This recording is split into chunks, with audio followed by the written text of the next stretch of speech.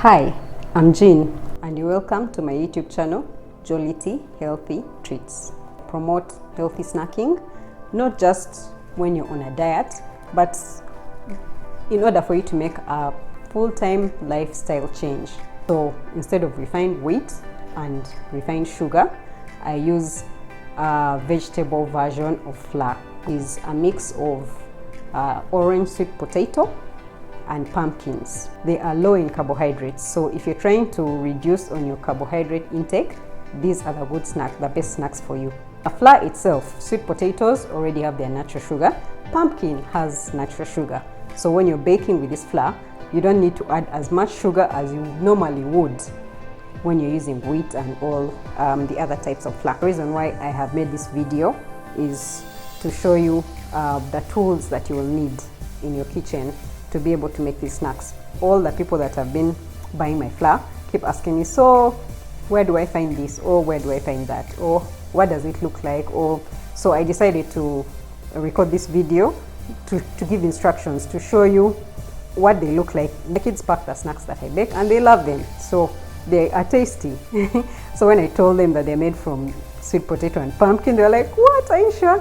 Because every time I pack those snacks for them, they're so happy. They're like, yay. Those who are on a gluten-free diet, there is no gluten as well. That's the advantage of using this vegetable flour. I'm going to have this flour available in a few outlets. I'll let you know where exactly you can find them.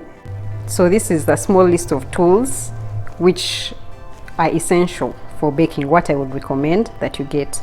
This is a sieve. You can get any type of sieve works, but the reason why I picked this metallic sieve is because it's durable, it lasts long, and because you can see the tiny holes, it sieves everything into a fine powder. Of course, a rolling pin, especially for the cookies and the chapatis. You will need that. If you have that at home, then you don't need to get another one. When you see a recipe talking about spoons, these are the spoons they are referring to.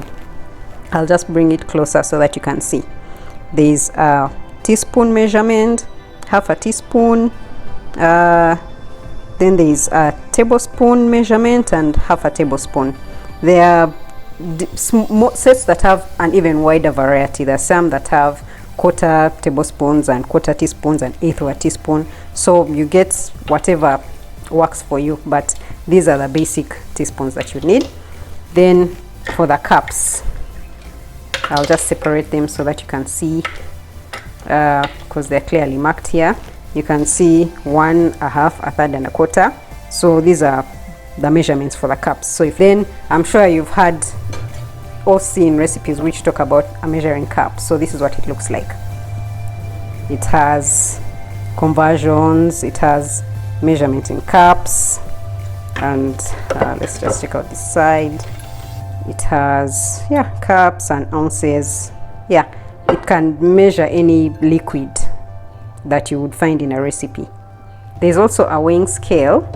On my recipe I post two options of for measuring. There's the measuring option for the cups and the spoons, and the measuring option for the weighing scale. For those who already have a weighing scale at home, you can use a weighing scale instead. You just place the ingredients into the bowl, or whatever bowl you're using, and it will measure the grammage. I'll just press here so that you can see how it measures. So you just use this to measure, so it's more accurate actually when you use a measuring scale than if you use cups, but either way the recipe still comes out well.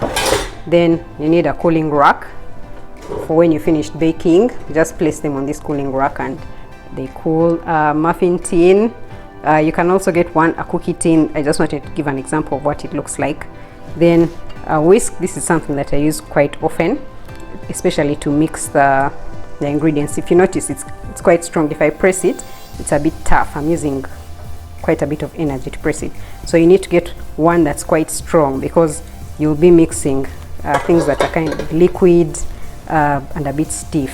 Where did I find these? All these, the baking, the cups and the spoons and the rolling pin, the sieve, and this rolling board, and the muffin tin, I all got from Capital Shoppers. So you can just go down there and check in the section where they keep cutlery and plates and all that. You'll find all these there. The weighing scale I got from Game, very affordable.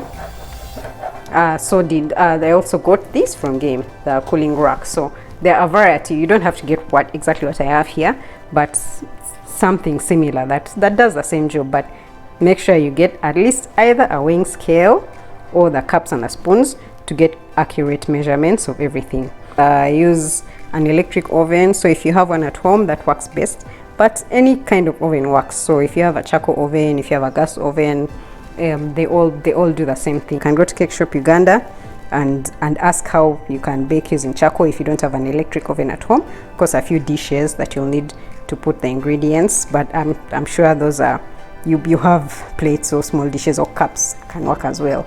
But these are the essentials. Anyone can bake. So it's not just the professionals, because I learned to bake, and it's not something that's hard, it just needs a bit of practice. So thank you, and looking forward to having a good baking relationship with you. Subscribe to my YouTube channel so that you get notified each time I upload a new video. So happy baking.